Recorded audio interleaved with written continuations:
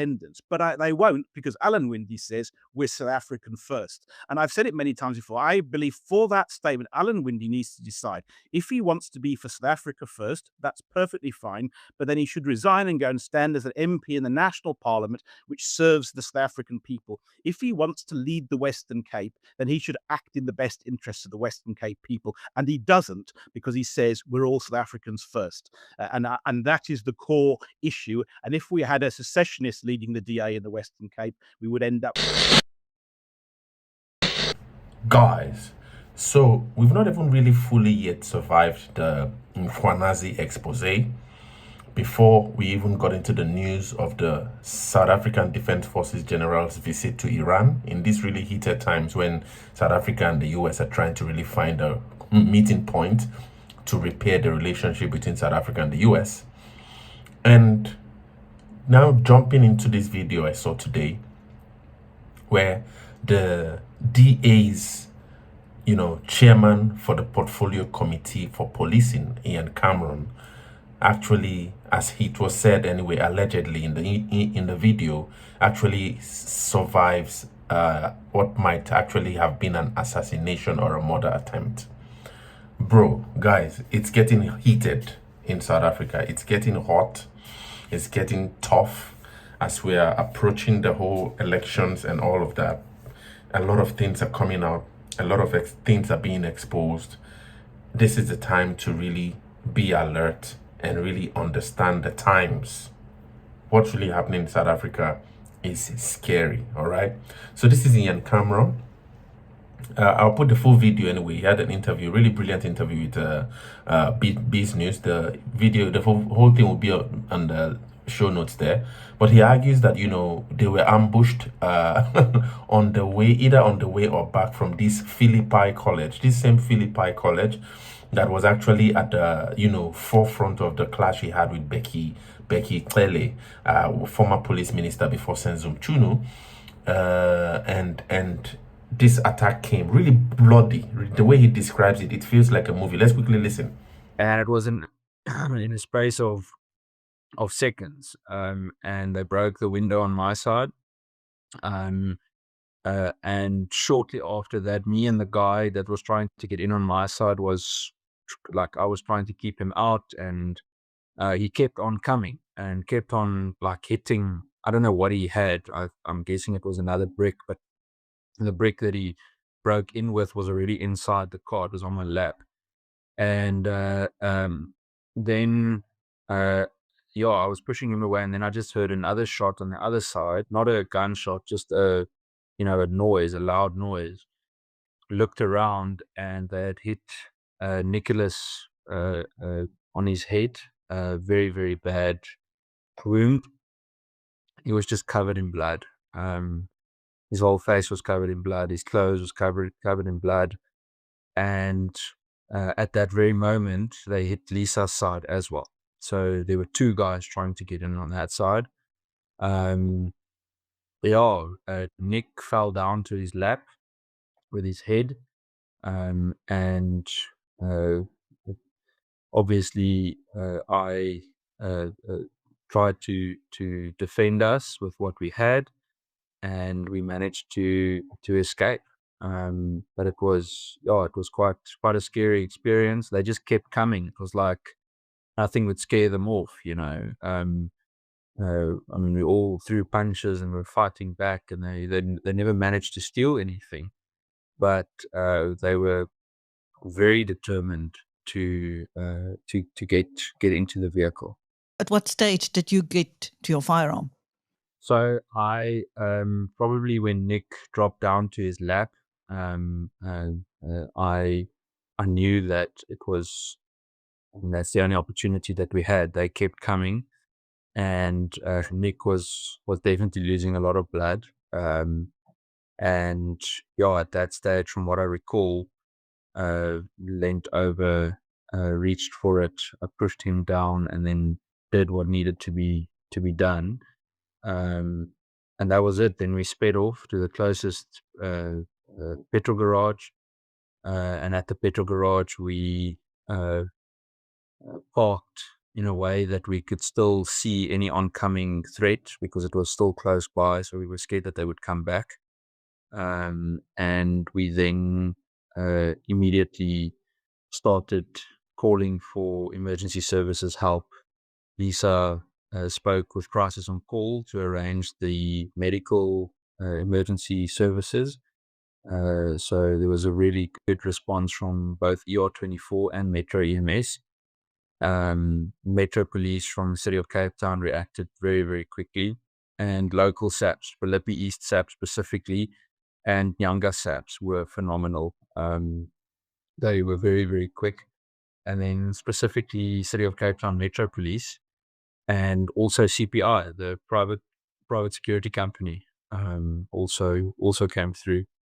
But yeah, I mean, initially, what was a humbling part of it is that people didn't know initially that it was us. So, I mean, you just call for help. And it was really amazing to see the compassion and just the enthusiasm with which everyone arrived there. How many of the attackers are under arrest now, Ian? So according to what I know, one is currently critical in hospital and under arrest, under police guard. The second one, so that first one is an 18-year-old. The second one is a 16-year-old that they arrested earlier this morning. And I'm told that they're busy tracing the third suspect. Yeah, you heard it for yourself, guys. And so it's really, got me really thinking. Today, for example, I was with a friend. I remember, if you guys remember, those of you who follow this channel closely, when President Ramaphosa visited Donald Trump, and I had a video analyzing that whole visit, and at the end there was this guy from Ghana who was actually blowing hot on President Ramaphosa's demeanor and the kind of like the way they approached the meeting. It didn't feel as though this was somebody really representing the force Africa represents and all that. Funny enough, I was at his studio today, in Ghana. A really interesting guy, really interesting discussions. We had a lot. We spoke about a lot of things. And one of the things that stand out for me is actually, he said that it is really true what he shared the last time, that his friend was gunned down in South Africa. It's just like that. His friend, who many of the blacks on this channel who come to this channel to call me Makwere, he also told me that all the years when he lived in South Africa, it was also called Kwere a lot by the majority in South Africa. The name actually makes me laugh, but in West Africa, this kind of name callings, they really don't. I think probably name calling in South Africa is sort of like a big deal, but in West Africa here, they actually just make us really laugh.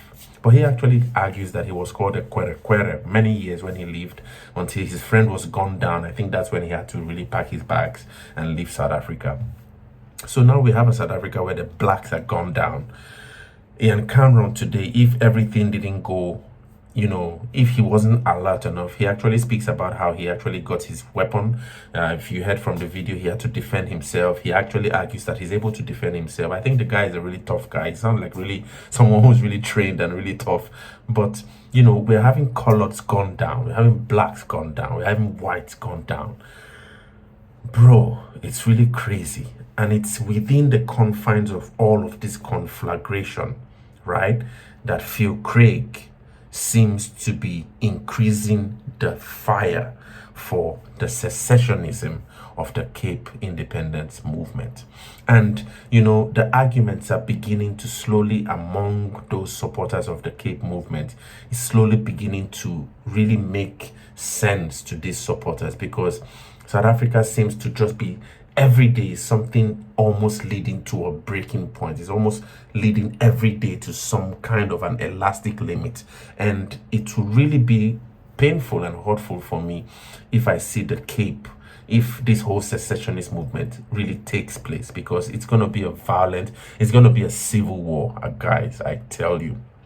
You know, at the end of this interview, Alec Hogg asked Phil Craig a really fantastic question. I love that question so much. He actually thought the question was, and Phil Craig didn't really have a really clear answer. That shows the essence of the question. He asked that, you know, with the whole thing with the South African Defense Forces General, you know, visiting Iran, in the height of Mkwanazi's allegation, now we see Ian Cameron being affected, attacked, and all of that. Imagine what would happen to us Cape Independence movement that probably would have taken root before or after a military coup in South Africa. What would be the implications for that secessionism? We'll just see. It's just a fantastic question, and honestly, Phil Craig didn't really have a clear answer to that, but that tells you where, if things are not being taken care of, all right, South Africa is going to a really dangerous place.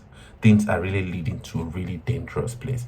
And so Phil Craig is really pushing. I think the Cape Independence guys, they're really pushing now for the secessionist movement. They argue that most of the voting patterns in the Cape, and for me, this is really new. I'm looking at this whole thing from West Africa. It's totally new for me and really interesting, and I really hope some of you really enjoy it also. He speaks about how the voting pattern of the people in the Cape, you know, the region, hardly vote for the president. In other words, he argues that this president that's the president today wasn't voted for by the people of the Cape, all right? So he says that they didn't vote for the president, and at the same time, they cannot remove the president, which they didn't vote for. So in other words, they feel stuck, and this is actually one of the fuel that is actually building the momentum for secessionism, all right? They've argued that the DA actually has been slowing them down. If you remember the last video I made with Mark G and Helen Ziller argues that, you know, this whole thing with Cape Independence, she's not down with it. I don't think the DA is down with it, actually, and that's actually really irritating this Phil Craig and the whole Cape Independence movement. The DA, he actually thinks that Alan Winde is a problem. You know, Alan Winde is the mayor of Cape Town and all of that. He thinks that Alan Winde is a really big problem. It was in this interview. I think you guys have to watch this one to the end. So Emma Powell, I don't know if she was really fired by the DA or whatever it is, but really I used to enjoy listening to her analysis and all of that. She missed a gun or two, I don't know, but anyway, in this video, this discussion exposes what really happened to Emma Powell in that, I think, really powerful interview. So at the end of the day, what Phil Craig is arguing is that they've decided that they're not going to be begging the DA anymore. They're not going to be asking permission from the DA anymore. They want to keep pushing for what they are planning towards as a secession, arguing that if ever the Western Cape actually secedes from the Republic of South Africa, they would have, he uses a language I actually thought that was really strong. You know, he actually seems so confident. He says that the US would be their natural ally and that the US would support that movement in a heartbeat. So things are really moving towards a really dangerous place in South Africa, and I really hope that the leadership is really watching and really carefully following these things, because it usually feels like this. It usually feels somehow usually like a joke and a movie or something like that until the day it hits. One of the things I learned today from my friend was in our discussion was, no matter how much you try to silence an idea, there's one particular day, you know, because it dwells in the hearts of the people, all right, that actually are pushing that. One particular day, it would explode. And if dialogue and wisdom isn't used to nurture, you know, the building momentum of this movement, I really don't know, man. The future of South Africa, really. So, but let's quickly listen to this discussion anyway. Phil Craig and Alec Hogg, really insightful. I really admonish you guys to watch till the end. Really brilliant. If you really love South Africa, just like as I do, even though some of you have called me a South African Nigerian or the Nigerian South African. I love the country so much because I know I see the potential in that land. Listen to the end and understand where South Africa is really going. This whole thing with Cape Independent is something that has to be navigated with wisdom.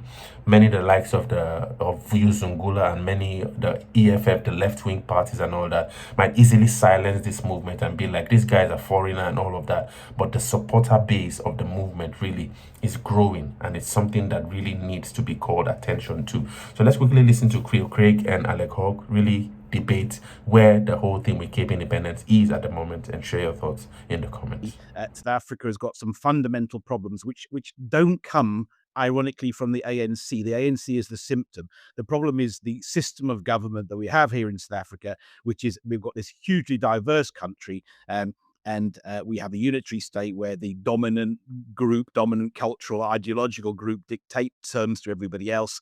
That is a recipe for disaster, and it's been disaster since 1910 and the formation of South Africa, always for somebody, and this is the inevitable outcome. And we're sitting here waiting for the penny to drop for people, and funny enough, not necessarily for always ideological reasons.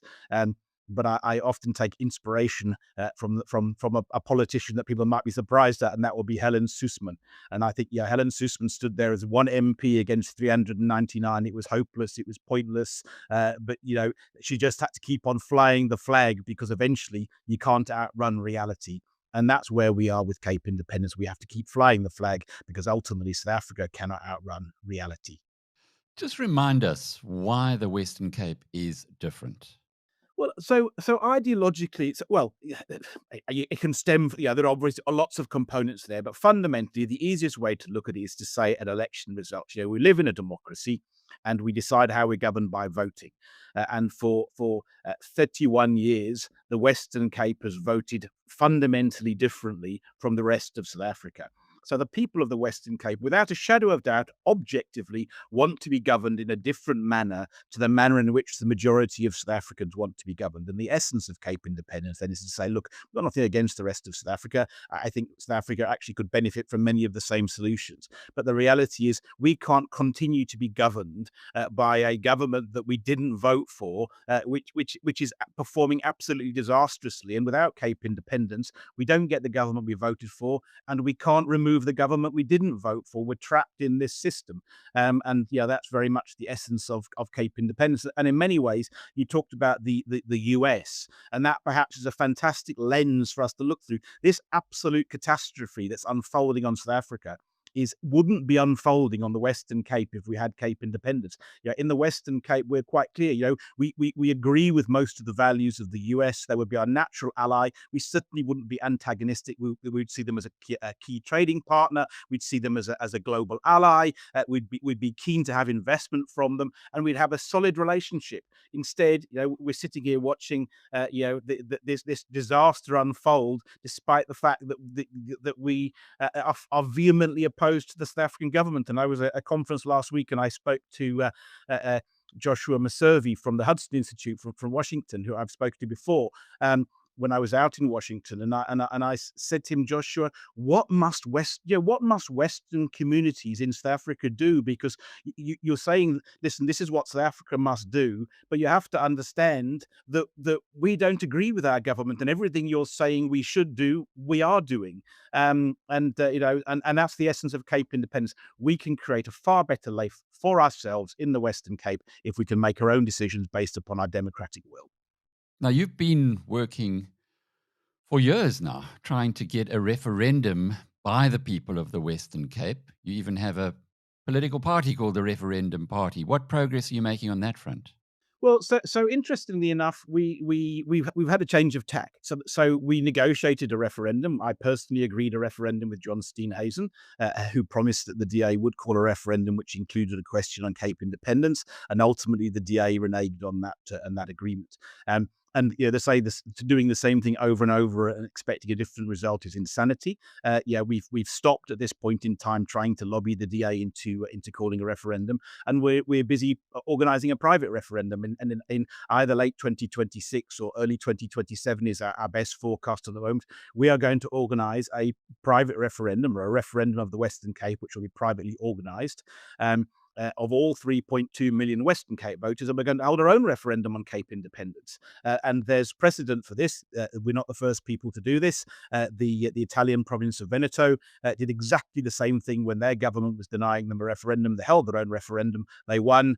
Ultimately, that led into a process which gave them fiscal autonomy, tax-raising powers, and a much better settlement than the one they had. So we're not going to beg the DA anymore to listen to the Western Cape people. We're just going to do it ourselves. But the DA itself is on the back foot. It's part of a government of national unity that has performed appallingly and continues to lurch from one crisis to the other. It kicked out a speaker to truth in Emma Powell, which has not gone unnoticed amongst voters. And on top of all of this, the whole premise of getting together in the government of national unity was to grow the economy, and it's been going backwards. So it doesn't appear as though the DA has got a heck of a lot of options, and yet it does not see this as an opportunity. From where you're sitting, and you do talk to these people often, why is that? Alan Winde. And let me first put that in context. I think Alan Winde has done a remarkable job of governing the Western Cape. I think he's a fantastic bureaucrat. But if I summed up the problem, it's Alan Winde. And why do I say that? The DA in theory is a federal party. It's got a federal constitution, so therefore the national DA should be looking after the national interests of the party, and I think that does that. We can argue whether it's well or not, but I think it genuinely carries out its mandate. The Western Cape DA is forms the Western Cape government, and it was elected by the Western Cape people. Its job is fundamentally to act in the best interests of the Western Cape people. And the very nature of federalism is that you have this contest of ideas of interests that may not align, and federalism allows this regional contest of ideas. So we should have Alan Winde saying, guys, we don't want to be in this system. Why do we keep having to implement all of these policies that we didn't vote for? We were, just recently the DA have put out an economic plan for how South Africa could be saved. We agree with every word of it, or almost every word of it, and we said so publicly. The point is that they can't implement it at a national level, but they could implement it in the Western Cape. They could save the people of the Western Cape. And the Western DA should be driving, at very least, federalism, and in our view, full-on independence. But they won't, because Alan Winde says we're South African first. And I've said it many times before. I believe for that statement, Alan Winde needs to decide if he wants to be for South Africa first. That's perfectly fine. But then he should resign and go and stand as an MP in the National Parliament, which serves the South African people. If he wants to lead the Western Cape, then he should act in the best interests of the Western Cape people. And he doesn't, because he says we're all South Africans first. And that is the core issue. And if we had a secessionist leading the DA in the Western Cape, we would end up with a very, very different state of affairs, and the people of the Western Cape would be materially better off.